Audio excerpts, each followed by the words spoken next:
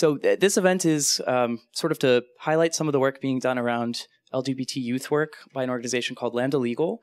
Many of you guys may be familiar with Lambda already. They've been around since 1973 with the primary goal of fighting for full equality for LGBT people and those living with HIV through primarily impact litigation and then also education and policy work. So they're based in New York. They have presence in a few other cities in the US, and they're in the process of opening an office in DC right now. Given the kind of new political climate, there's a lot of work to be done there, as you guys know. So that process is ongoing. And one note that was pointed out to me is that Lambda has won a lot of their big victories during hostile administrations. It can be done and will continue to be done, as the judiciary is a really important path for us to make progress. So since we're talking about LGBT youth today, I'd like to introduce you to Currey Cook, who is actually the director of the Youth in Out-of-Home Care Project. He's also a staff counsel at Lambda, which means he's a lawyer. And he has a lot of experience working with LGBT youth. So before this, he was co-director of the Bronx office, the Children's Law Center in New York. And he's also been a consultant to the National Juvenile Defender Center in Washington. He worked in Burundi on an initiative to assist with reintegration of former child soldiers into society. And before that, he spent 12 years in New York as an attorney for children in foster care and juvenile justice. So he has a lot of experience in this field. No one better to speak to us about this, Mr. Currey Cook. Hi, everyone. So I'm going to talk to you just for a little bit to give you kind of an overview of the landscape, particularly around young people who are in what we call youth and out-of-home care. So what we mean by that term is young people that are in the foster care system, in the juvenile justice system, and youth that are experiencing homelessness, and also a little bit about LGBTQ plus young people that are undocumented, particularly in our current climate. Obviously, that's a big concern with what's going on around immigration and refugees in our country. So I'm going to talk for a little bit, but then I'm going to turn it over to the really important people for you to hear from, which are three of my awesome clients who are joining us. One of them is Soul, who's here, who now lives in Fremont, but I met him when he was in the Bronx. And then Savannah, who is in Pittsburgh, living there as in foster care right now. And then Lydia, who lives in Texas and was in long-term juvenile justice facilities for 2 years and experienced a lot of discrimination and mistreatment while locked up there. So I think it'll be really great for me to hear directly from them about their experiences as gay and trans young people who are involved in these systems. I'm also going to talk just a little bit about school. Obviously, there's been a lot in the news about trans students in school and a Trump administration reversal of guidance to protect trans students in school, and a recent decision by the Supreme Court to kick a case back down, GG, which you may have heard about, Gavin Grimm's case. So I'll also talk about that and just some of the broader work that's going on, because it's all related, of course, right? So first I'll just kind of give you a little bit of an overview of all of this, and then we'll get into the good conversation. So obviously when we're talking about identity for folks, it encompasses all kinds of things for all of us, right? And our gender identity, the sex that we were assigned at birth, our sexual orientation, all of those are components of who we are as a whole. Goes without saying, kind of, but I mention it here because particularly in the systems that we're talking about, overwhelmingly, it's young people of color that are represented in these out-of-home care systems like foster care and juvenile justice because of social justice issues, institutional racism, all kinds of things that drive young people of color into those systems at higher rates. Right? So when we're talking about the young people that I'm going to be going over and talking about their rights today, really we're talking about queer trans youth of color. So we're talking about, okay? So that's why I wanted to put this on a slide up so you can think about kind of young people holistically, even though we're going to be specifically talking about sexual orientation and gender identity, sex, and all that today, all right? So there's not nearly enough data about how LGBTQ plus young people are doing in these systems because it's really difficult for important reasons not to be doing research on children, and particularly children that are in custody, right? But we do know some things, okay? So part of this data I'm kind of summarized here in this chart, which is kind of this vicious cycle that a lot of LGBTQ young people, particularly young people of color, get into, all right? And that is if you've been rejected from home because of who you are. So your parents have literally kicked you out, which happens to way too many LGBTQ plus young people, right? Then you can go directly to experiencing homelessness, or you might be picked up by the foster care system, placed into foster care. If you're not treated well in foster care and are running away from a foster home that isn't supportive of you, then you could go from there to homelessness. Or if you have a conflict with your foster parent because they don't like who you are or the way you present, and you get into a fight in school and at home and then get an assault charge, then you can go over to the juvenile justice system. Right? Or if you're in a school and you're being bullied, and Lydia will talk a little bit about this, right? Then you can go straight from school into the juvenile justice system. How many of you have seen Moonlight already? Right? There's a really, just scene there that really hits home, right? Of Sharon being picked on in school, and then he gets arrested and hauled off because he's fighting back for being picked on. So that's kind of what we're talking about here. I have additional factors on there to think about other aspects of identity and who you are, particularly thinking about if you're undocumented and all of this is kind of happening, right? Like the additional layers of challenges that you may face. And unfortunately, this cycle happens for a lot of young people, but for LGBTQ plus youth, and particularly those of color, this is like on steroids. So you're going from one system to the other, you're multi-systemic involved, and also if you're in foster care and you haven't been affirmed there, then that can lead to sort of all of these other things and then sort of back in again, right? So just important to think about the different layers of system involvement, kind of the reasons why, and that this cycle happens at elevated rates for LGBTQ plus young people. Okay, so people always want to know kind of what the numbers are, like what are we talking about? That, again, as I said earlier, is challenging because we don't necessarily have enough data, but what we do have is a study out of Los Angeles County that basically found that out of the 700 plus young people they surveyed, 19.1% identified as LGBTQ. So that's over double probably than our estimates of LGBTQ plus people in the general population. And then if you look at this one circle with transgender youth, the survey came out with 5.6% of the young people surveyed identifying as trans, which if our estimates are maybe 1 to 2% people in general identifying as trans, that's enormous overrepresentation. So kind of going back to our, why are those numbers so high? So much of it fueled by family rejection. So kids getting kicked out and ending up in these systems, even though they may end up for other reasons, that's largely what's fueling it. In the juvenile justice system, the numbers are the same, 20%. In one study in Northern California recently, about 30% of girls who were in the juvenile justice system in California identified somewhere along the LGBTQ spectrum. So we're talking about a way overrepresentation, which is why Lambda has this youth and out-of-home care project that I focus on, which is because there's so many young people in these systems and we know that they have really bad experiences there, many of them, okay? So this also leads to this criminalization factor I was talking about when I alluded to Moonlight, right? But there are all kinds of other pipelines. How many of you have heard of the school to prison pipeline? You heard that term before? Right? That's one that justifiably gets a lot of attention and conversation, but there are other pipelines. So I mentioned the foster care to prison pipeline. So conflict in a group home, if you're placed there with other peers who aren't accepting of you or staff who aren't accepting of you, can lead to an assault charge that gets you in jail. Youth who are experiencing homelessness, who may be engaging in what some people call survival crimes.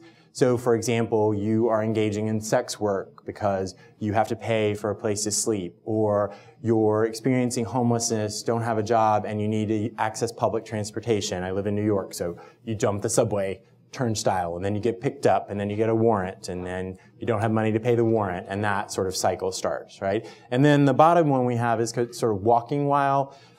So you may have heard people talk about being picked up of walking while black or driving while black, right? So for, say, trans women of color are often profiled as engaging in sex work or prostitution or just picked up walking down the street, right? Because of profiling by police.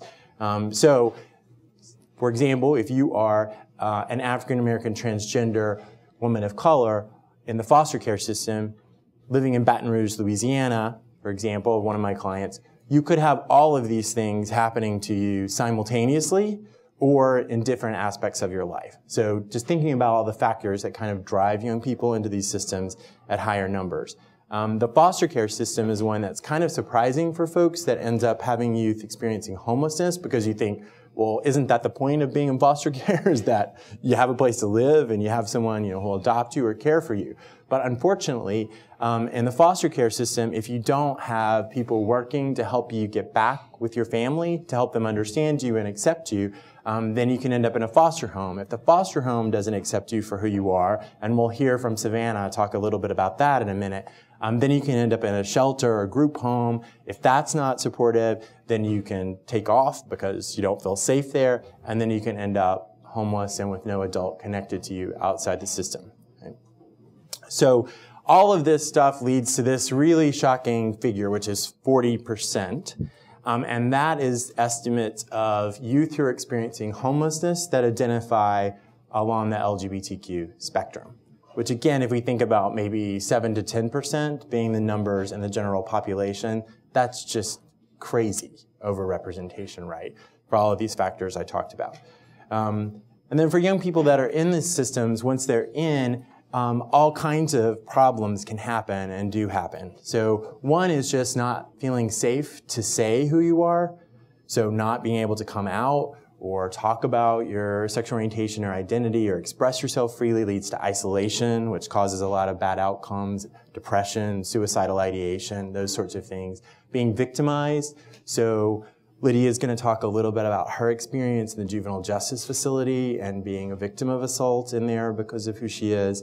Differential treatment. So say straight kids are allowed to date and have friends over, have sort of normal relationships, right? But a foster parent may not allow a young person to have a same-sex friend over that they're attracted to or things like that. So different rules applying. And then these disclosure dilemmas are confidentiality violations. So if you do say who you are, lots of things you have to navigate around whether it's safe to do that, how that's going to play, are you going to be rejected once you come out?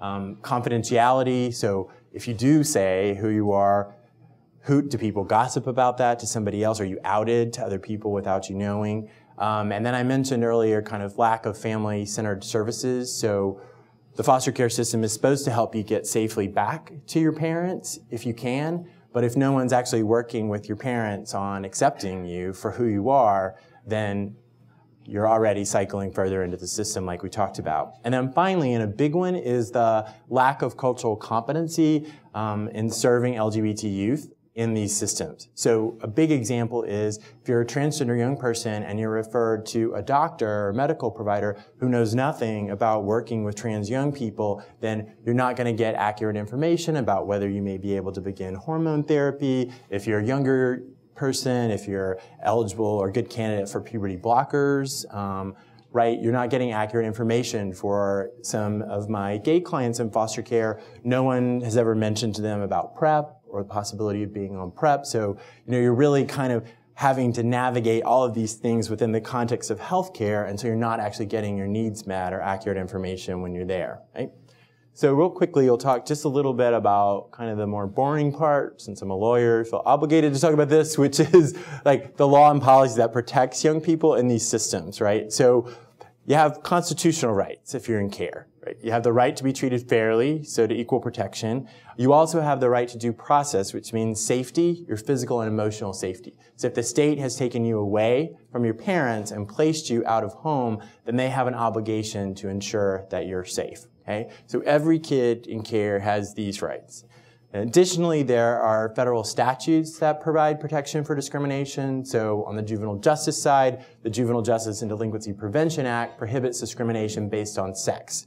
So we'll talk a little bit about sex-based discrimination, but more and more courts are saying, no, sex as a protected class includes sex stereotyping. So assuming that men should be dating women and marrying women, right? Or that you should be conforming to some sort of expectations for the sex that you were assigned at birth and the way you present yourself, and also gender identity, right? Clearly, obviously connected with sex, right? So there may be protections there. Regulations, at the end of the Obama administration, a couple of major regulations came out that provide explicit protection. So they say you may not discriminate based on sexual orientation, gender identity, and gender expression for youth that are being served by homeless shelters that receive federal funding, okay?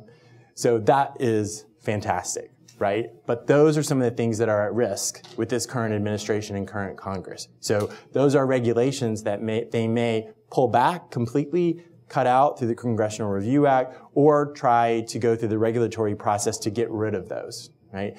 On the foster care side, a big one came out that said if you receive federal funding from Health and Human Services, then you can't discriminate based on sexual orientation and gender identity. So that includes child welfare agencies, right? And under the Obama administration, a lot of the federal agencies that look at these things did a lot of great work around LGBTQ. So all that stuff is absolutely a risk now and what we have to be vigilant about. So from state to state, each state's systems in these areas may have explicit protections. So probably to the surprise of no one, the top 2 states in terms of having protection for kids in these areas are New York and California. Okay? The bottom 2, which have no explicit protection, including sexual orientation, gender identity or expression, or even sex in their laws applicable to these systems, are Alaska and North Carolina, which, as we know, North Carolina is already not doing good things, right, with HB2 in their bill, which we are litigating with the ACLU against them, right? Also, some public accommodation laws and human rights laws may protect kids, okay? So I'll show you a quick map of this and then I'll close, but I do want to emphasize particularly that transgender youth who are involved in these systems really bear the brunt of a ton of discrimination around who they are. From the basics of not respecting name and pronouns to not getting qualified care, like I said, to being placed, if you are a girl, being placed in a boys' group home because they interpret the requirement to place youth of different genders in different facilities as gender assigned at birth rather than who you really are. So because all of these systems are so sex segregated, trans youth or youth who don't conform with expectations of their gender assigned at birth really just get all kinds of stuff. And Savannah is going to talk a little bit about that and how she's in an affirming program now. So real quick, I will just show you to kind of give you an idea. So this is kind of a map, or is a map actually, of the United States and showing what states have no protection. So you can see the red states, so this is in the child welfare system, have no explicit protections that include sexual orientation, gender identity, or expression. Why is that important? Because if you're working in these systems, if you're a professional, say you're a staff at a group home for kids in foster care, and you're trained, and your training says you may not discriminate against young people because our law or policy says you can't, then you can get the message, right? And it's clear. If not, and somebody says you shouldn't be doing that, then you could say, well, why? Like, where does it say that, right? Nobody told me that. Like, the law doesn't say that, right? So it just allows for people's potential personal biases, beliefs to creep in. So I do a lot of work around the country of trying to make sure that states do have explicit protection and that they do training to make sure that people working with young people in these systems understand that they must treat young people. Must affirm their identity, must treat them well, must make sure that they must not treat them differently, right, than non-LGBTQ kids in their care. So that's the child welfare system, and then you can see the juvenile justice system, right? If I can scroll down just a little bit here. Yeah, you get the idea.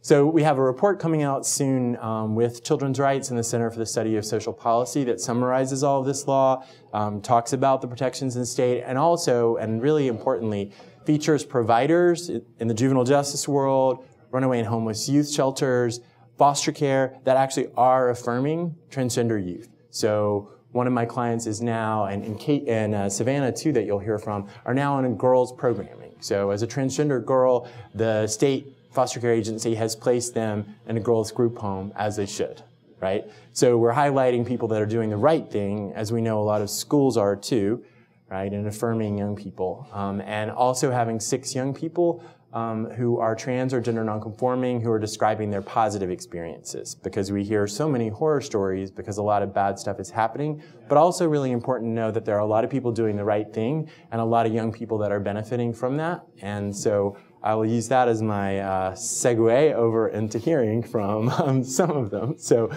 Sol, you wanna come up first? So this is Savannah, who lives in Pittsburgh. And Lydia, you want to say hello? Lydia looks like you.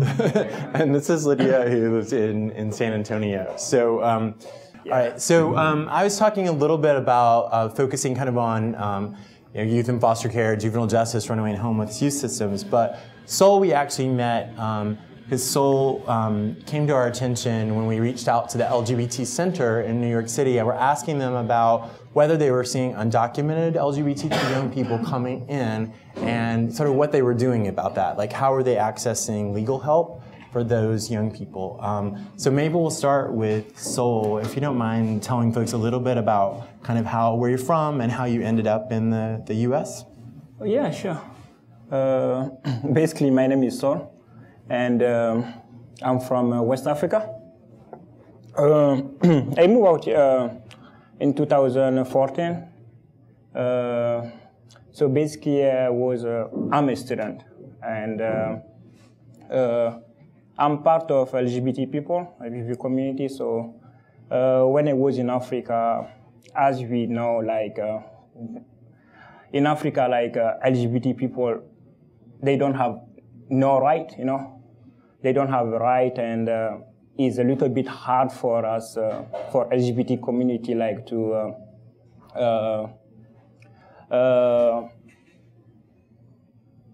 defend themselves out there, and at the same time, like there is no right, you know. And so basically, I had an issue with my family, and the only way I found it was to move here in the United States. And basically, I didn't go like straight, like I didn't tell myself, I'm going to come here in the United States because of the problem I have with my family. But I just told myself, I'm just going to move out here to basically to pursue my education and stuff. And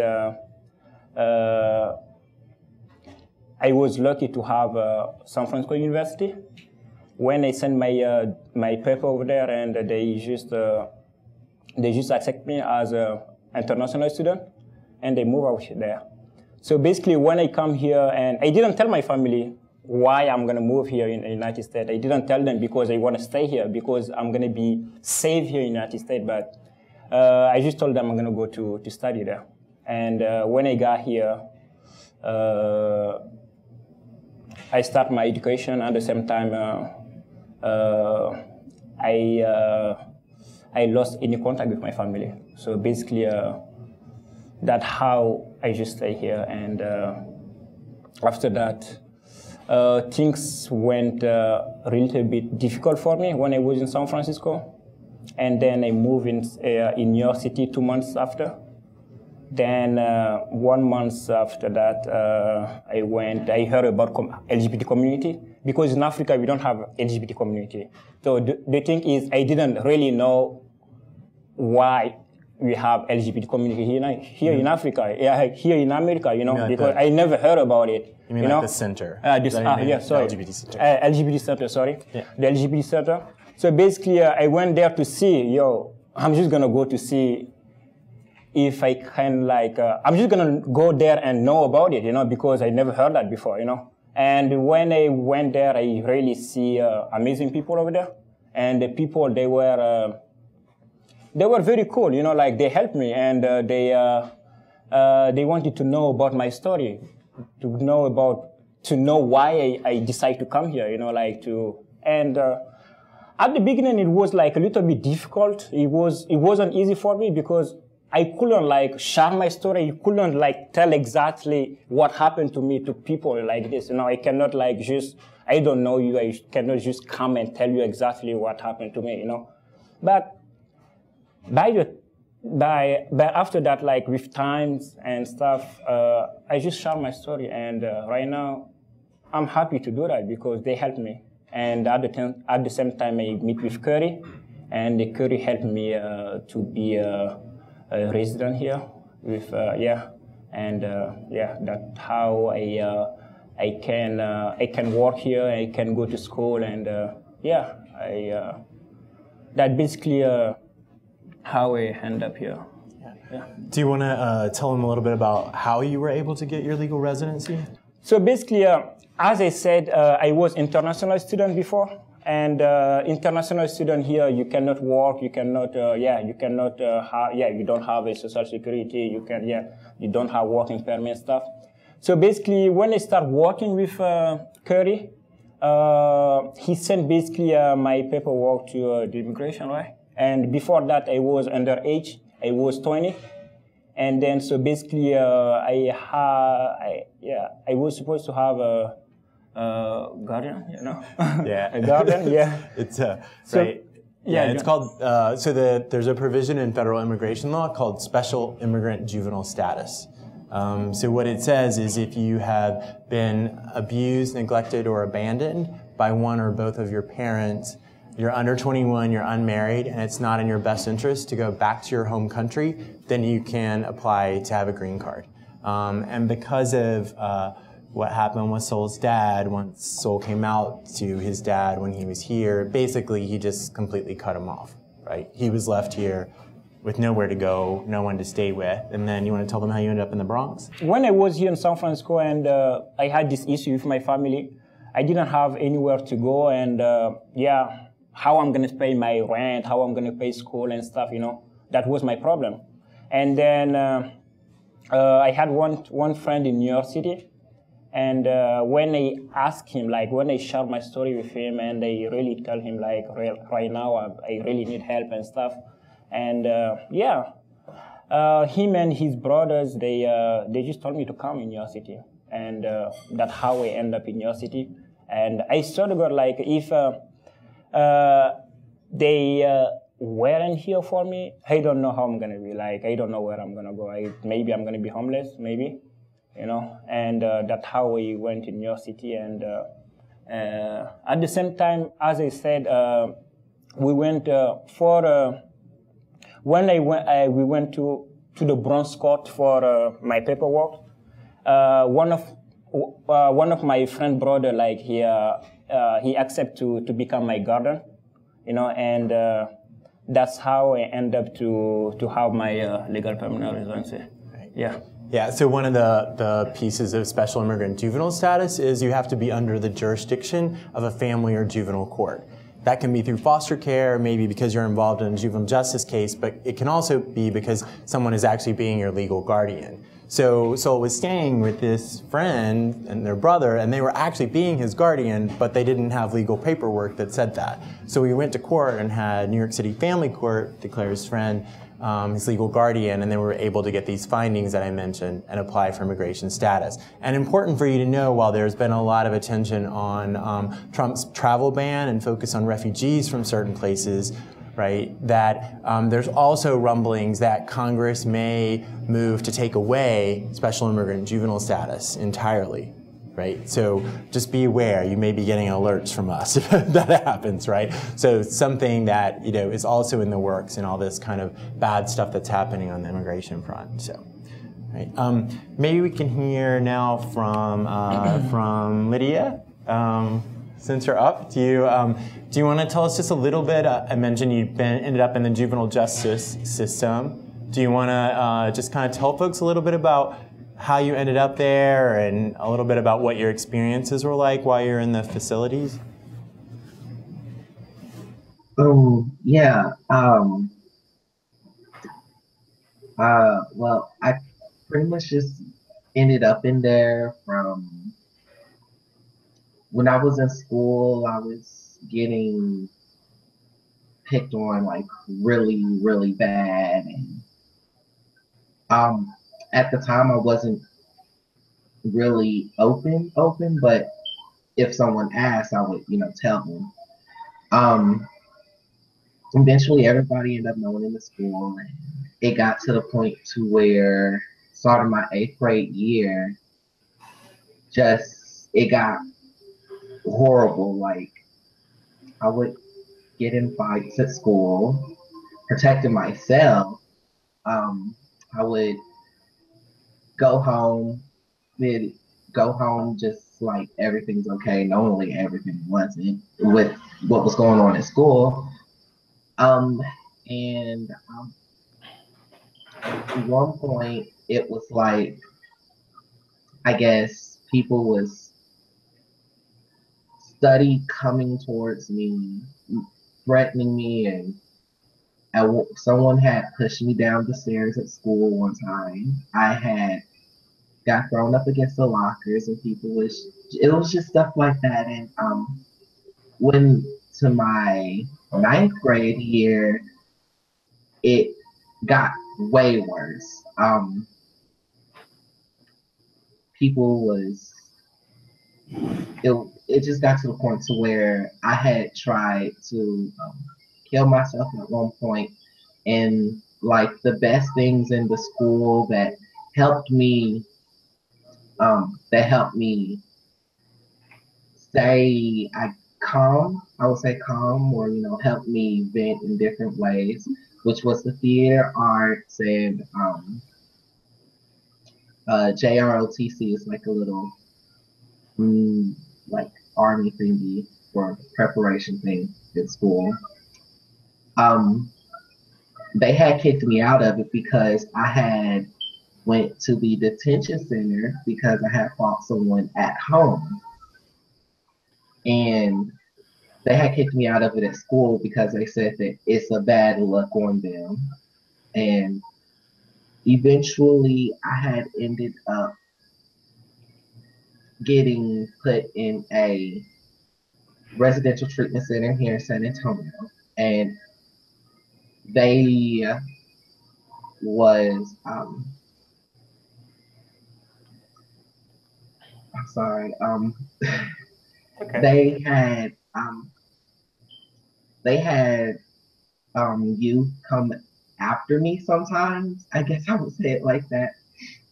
They had youth come after me sometimes, just to fight me because I was honest.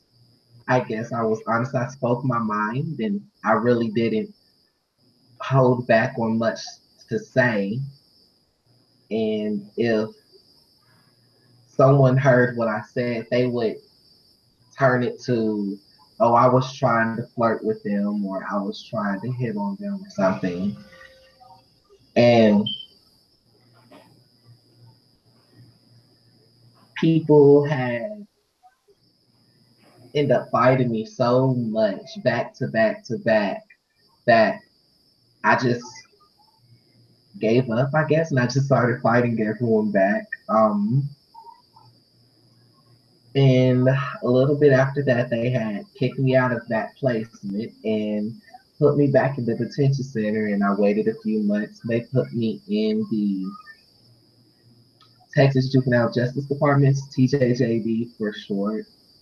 Um, in there, I have to say, with the people jumping me and molesting me because of who I am, it made it harder for me to be able to do my treatment with the staff paying you different type of things, contraband. They would give them food. They would give them actual money sometimes. They would give them razor blades, all types of stuff to get them to fight me.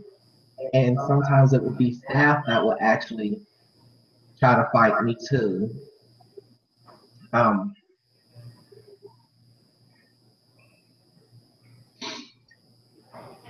it was really difficult for me in there. I had got put in the hospital several times because of people fighting me in general.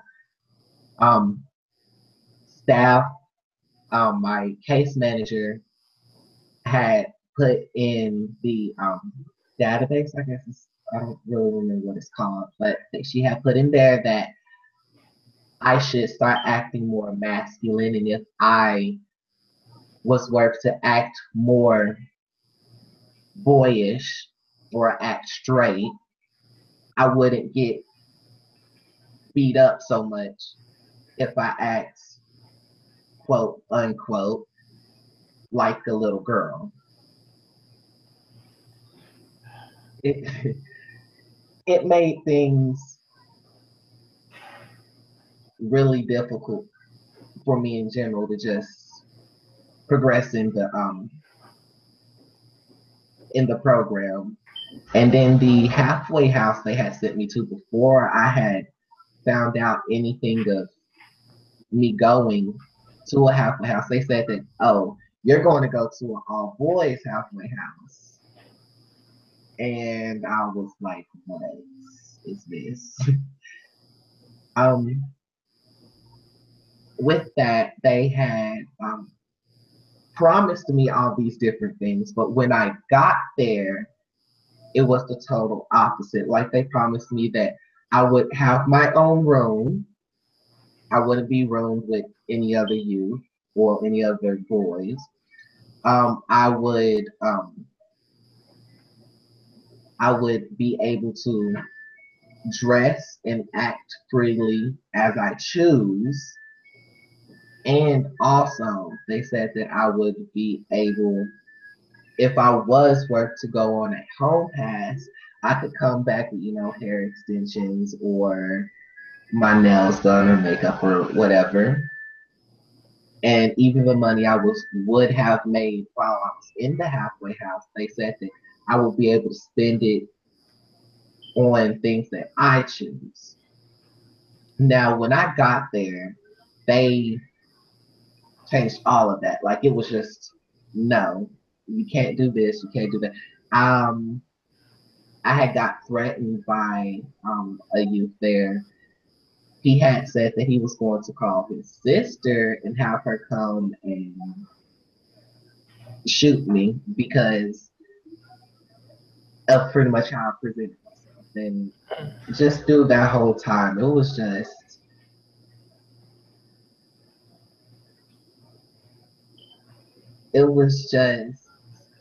hard to be able to have them say you can be yourself, but you can't be yourself if this is what you are trying to be. They were contradicting themselves pretty much, and I was like, how are you gonna say that I can be myself, I could dress how I want and all this other stuff, but then you scratch out the part for homosexuals or anyone in the LGBTQ community, and you say they can't be themselves, but the other ones can. Right. Yeah, let me just pause right there and just tell everyone a little bit of background. So Lydia has had an amazing, supportive mom throughout, and during her year and a half time in these facilities, her mom was calling and complaining about her treatment and eventually called our help desk, which is how we got connected with Lydia and gathered all the records which documented all the things she was saying, being repeatedly assaulted, not being protected, going to the hospital, right, because kids were beating her up because of how she was expressing herself, not acknowledging that at the time Lydia was basically expressing, I identify as female, I want to be treated as female, but being absolutely shut down in all of that. And eventually when we wrote a big letter and had a big meeting, and then suddenly she's able to get out, even though she hadn't met her levels in 2 years, right? But even then, they wanted to place Lydia at this halfway house for boys, which we opposed. But when she got there, she said to the superintendent, they told me I'd be able to express myself, and the superintendent said, well, no, because the only reason you'd be doing that is to try to seduce the other boys, right, in the room. I mean, just, kind of just ridiculous stuff. So, and Texas actually has sexual orientation and gender identity as protected classes in their policy, but obviously that wasn't translating into the staff and work. So going back to what I mentioned earlier about training being critical, right? This is a good example of staff doing the stuff that's clearly not good for young people and and Lydia actively getting hurt, right, as a part of it. So the good news is that Lydia was able to get out of the halfway house soon, back with her mom, had a really affirming and amazing parole officer, is off parole, working now, and doing awesome. So it's good news. So why don't we turn and hear from Savannah? You ready, Savannah? So why don't you tell folks a little bit about, you're in foster care now. Why don't you tell them a little bit about where you are now and how that is, and then a little bit about how you got into care. All right, first I think we should give Lydia and Soul some applause.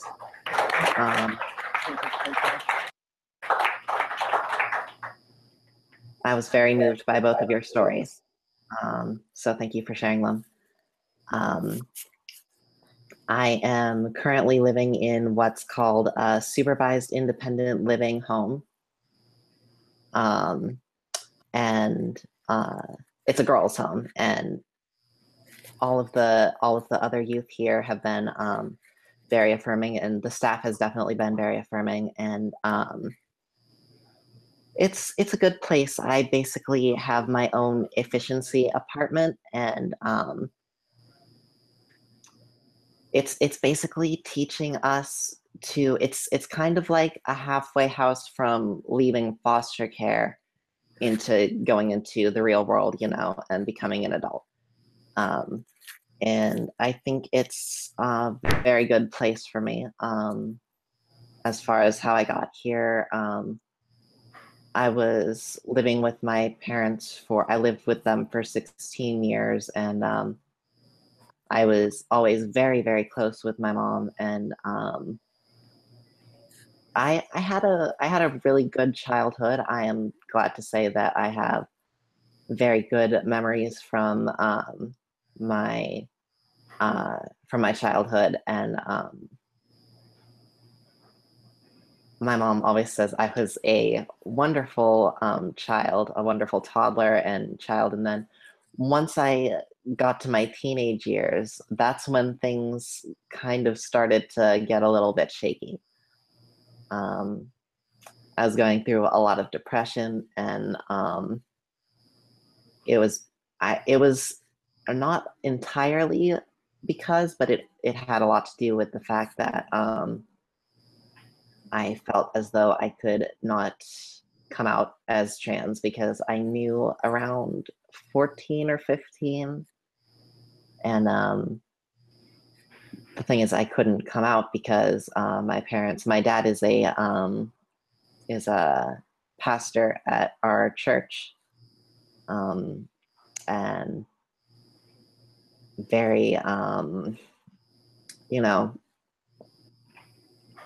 don't want to say anti-LGBT, but not affirming,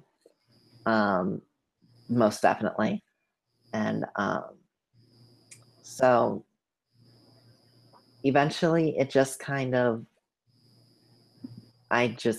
blew up one day, and it was and I actually had come out to my parents through a suicide note, so I was on suicide, and then we went to counseling, and things started to get better, but they still weren't affirming. They knew which was better than before, I suppose, but they weren't affirming, so it wasn't a whole lot better.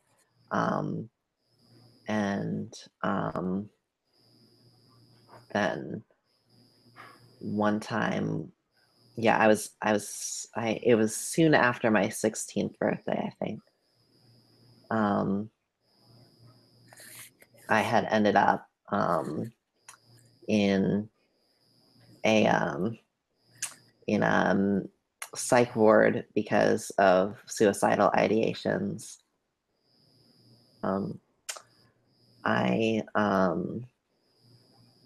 Because I still wasn't allowed to come out to anyone else, really, and it's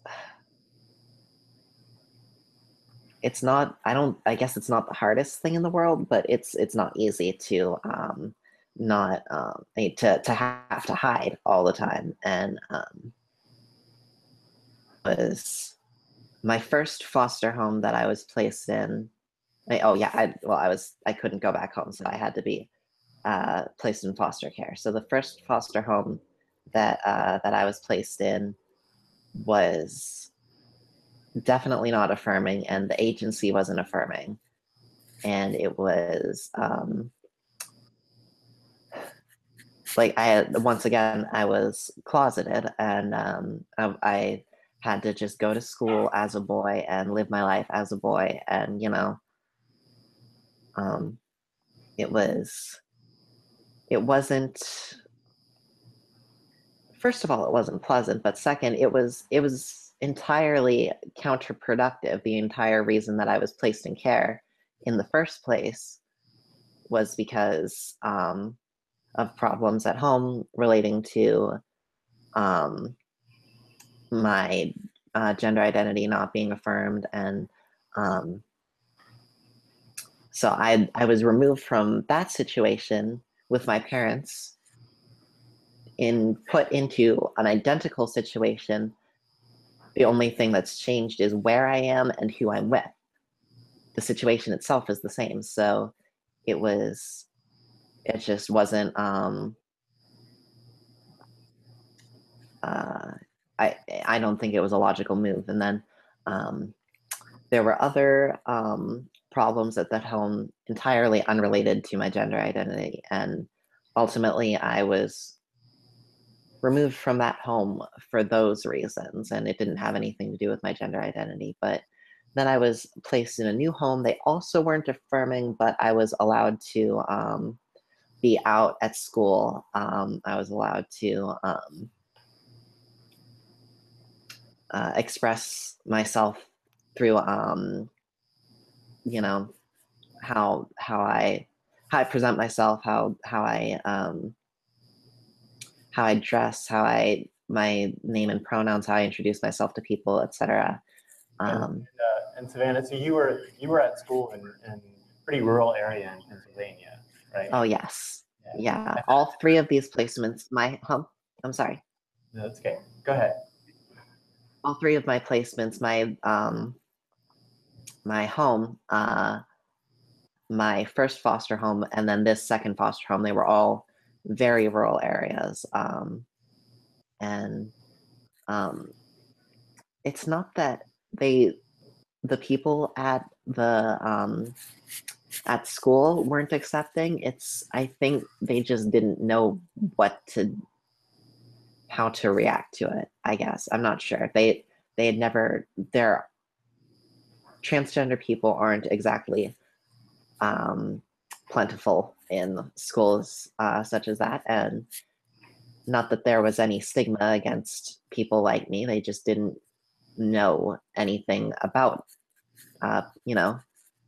transgender people or the community. And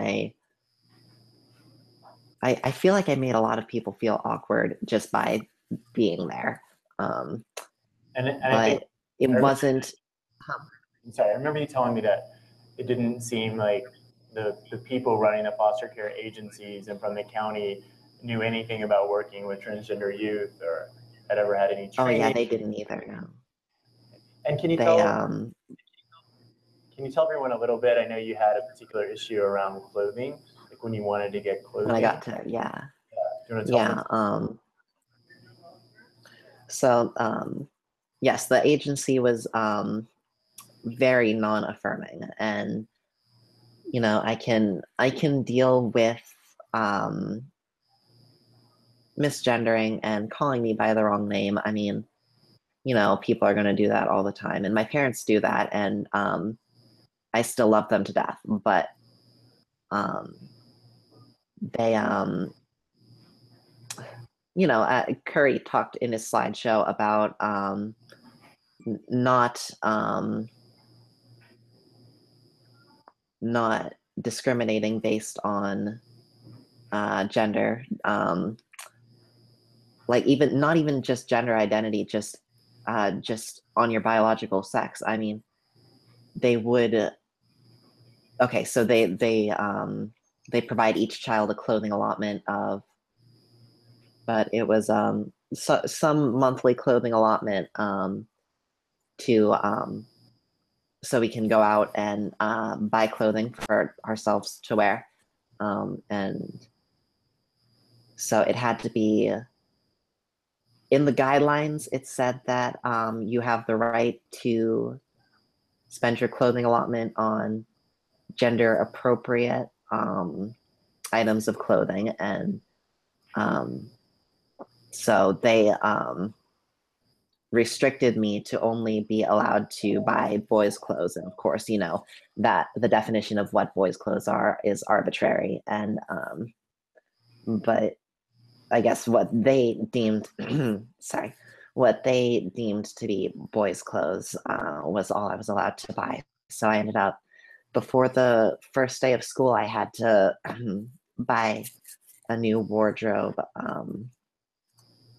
$200 worth of clothes with, no, 280 something actually dollars of clothes with my own money out of pocket. And of course, like sometimes it sounds like, it probably sounds to some people like it's really not that big a deal, so they won't buy you the clothes you want.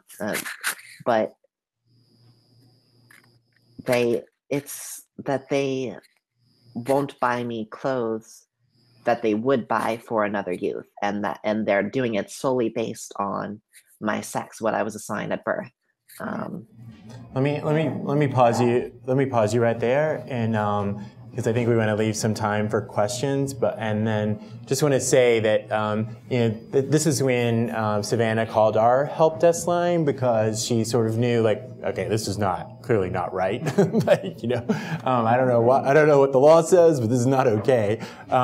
And I think it really puts a fine point on what we're talking about here. Like, when you're in these out-of-home care systems, the state controls like your whole life, including like the clothes that you wear, right, and can buy. So they were basically, and whether you're out, right? So they were basically saying, oh, by the way, gender is not defined anywhere, so we're just going to say it's gender assigned at birth and deny a young person the clothing that not only they want as a baseline, right, but also that actually helps affirm their identity, which drops all of these awful outcomes, right? Suicidal ideation, depression, all this stuff. And child welfare agencies have to legally make sure you're safe.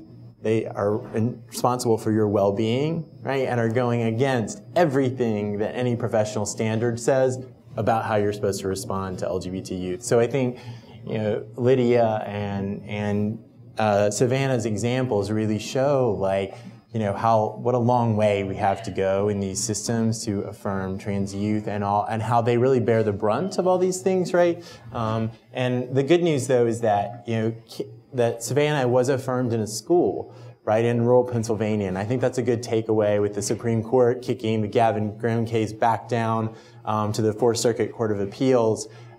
It still may be a bit before we get these issues to the Supreme Court. Could be a good thing, maybe a bad thing, depending on the makeup of the Supreme Court. But in the meantime, there are a lot of schools that are doing the right thing, and I think hearing their positive stories is a good reminder of us of like the good stuff that's going on out there too. So I'll turn it over to Alex now and see if anybody has questions. Thank you.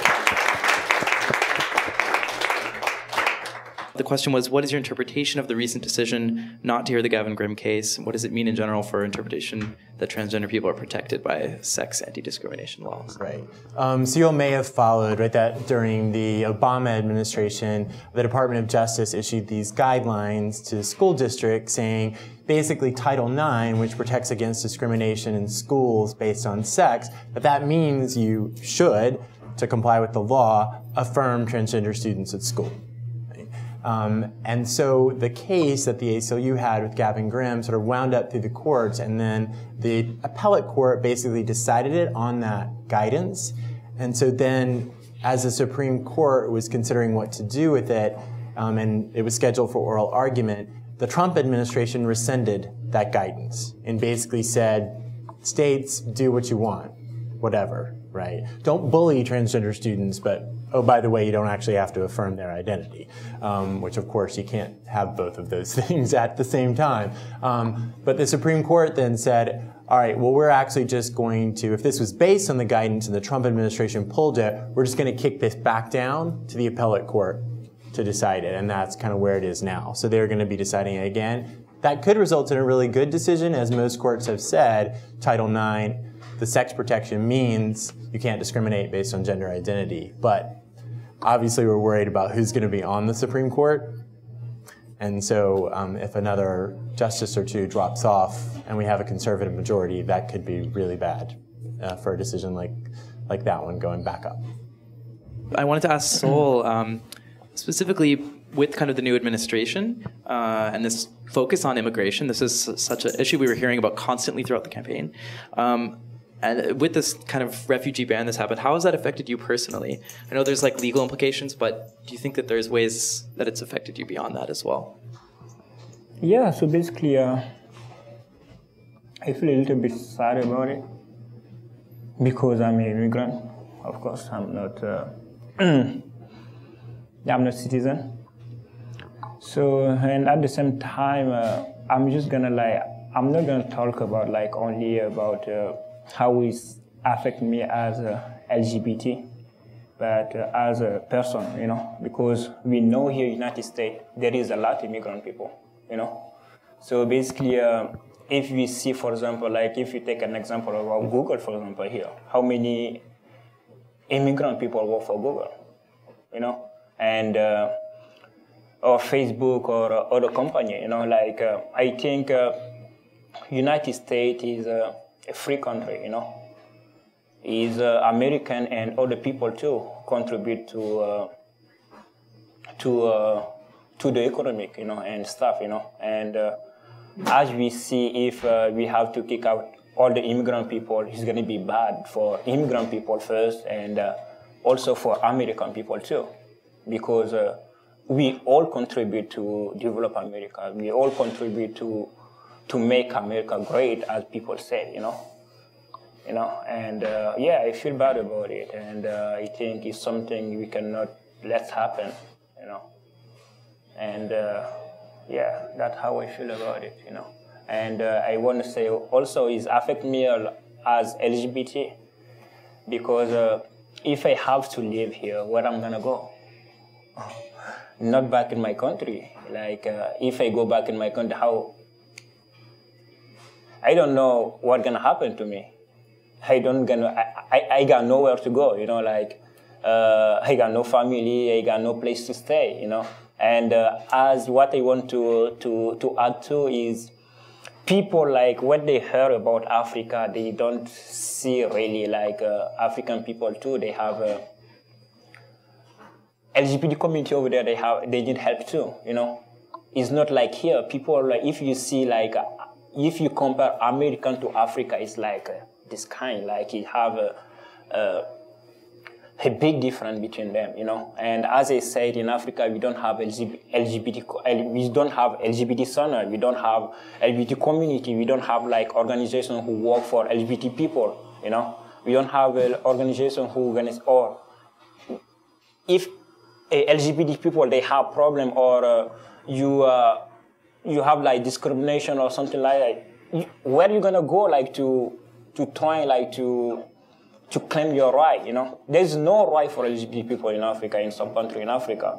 And we have to be aware of that. And that's why, all the time, when I decide to go to speak and to share my story, I just want to mention that for people to be aware of that. It's not only about, American here, LGBT people, here we have discrimination and stuff, yeah, but in Africa too, we have it. And Africa, people over there too, we need help too, you know, and LGBT community is LGBT community, African LGBT community, American LGBT community, doesn't matter, you know. We all LGBT community, and I think we have to think about them too, you know. Yeah, that's the thing I have to say.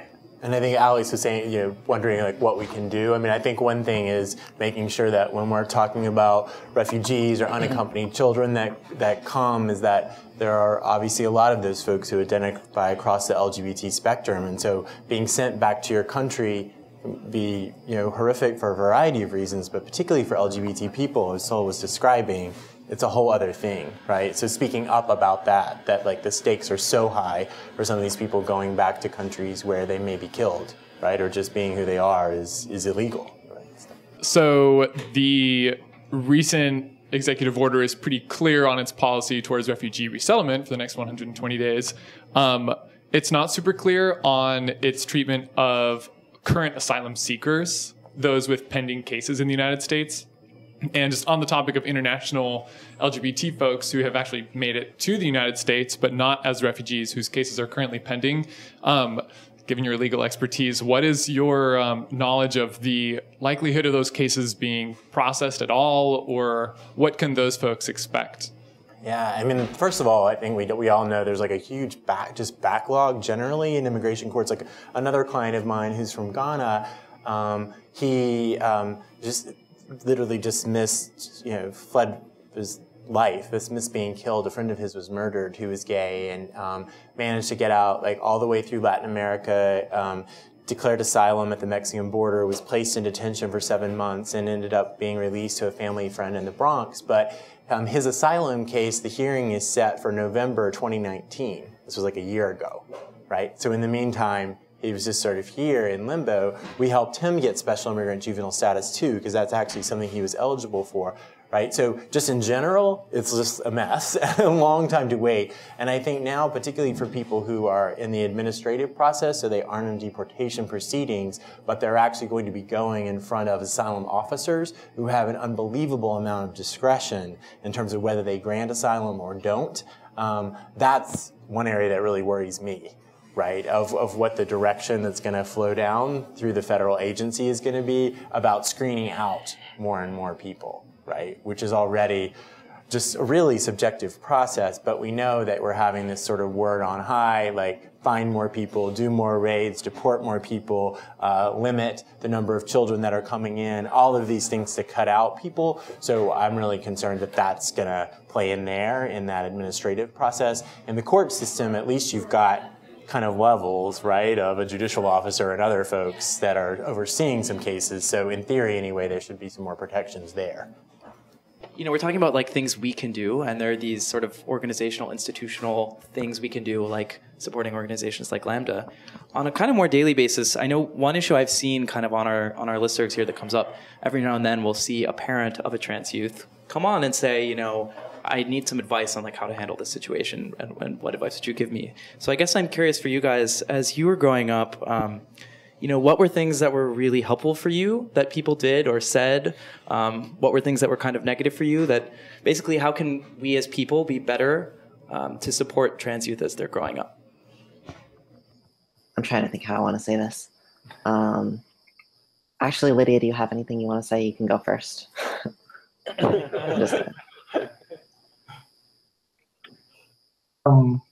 If not, I can. Yeah, I got a little something. I'll try. Okay, so as I was growing up, really on both the sides of my family, my dad's side and my mom's side, I'm the only, literally the only that we know of, the only open homosexual in general. I'm the LGBT and the Q of the family. I'm just that one.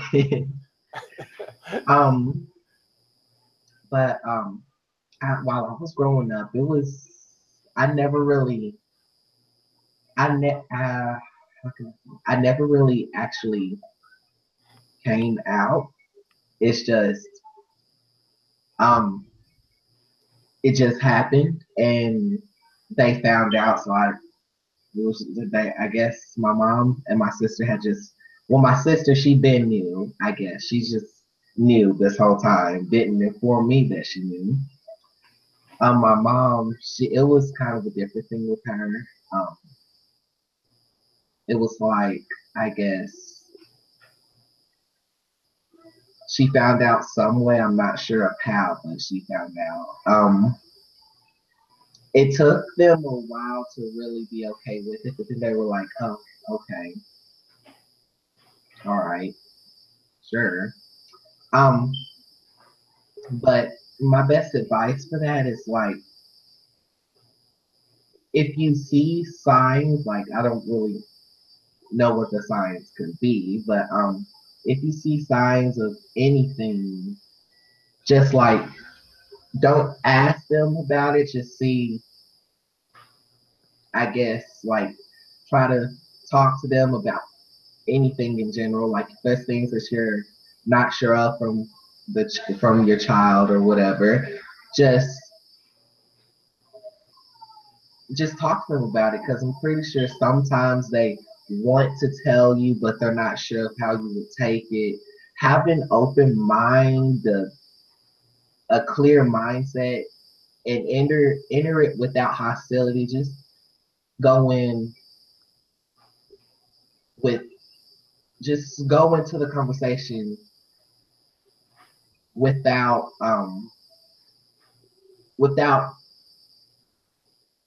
what's the word for it? I guess without violence. Just, and don't try to force it out of. Don't try to force it out of them, because they're more than likely having a hard time telling you. Just when they feel it's time for them to tell you, just let them tell you, and don't be harsh about it. Or, of course, you know, they don't like it, they won't like it, but still be supporting. Just be there for them in any way, shape, or form, because it'll make, trust me, it'll make that young boy or young girl, or whatever, whichever one, it'll make them feel a whole lot better.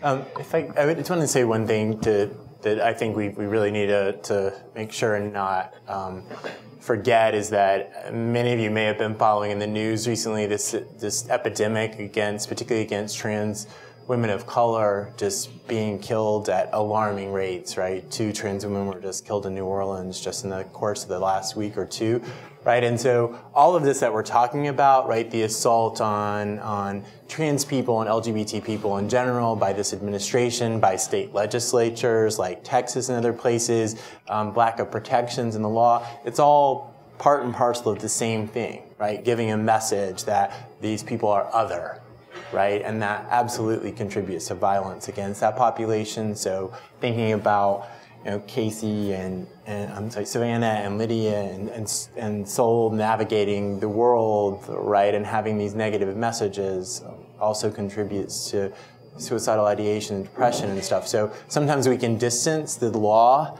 and the government and these actions from what's really happening to people and the violence they experience, but it's actually all the same. So as we go forward and advocating and fighting against this, I think it's important to keep that at the front of our minds.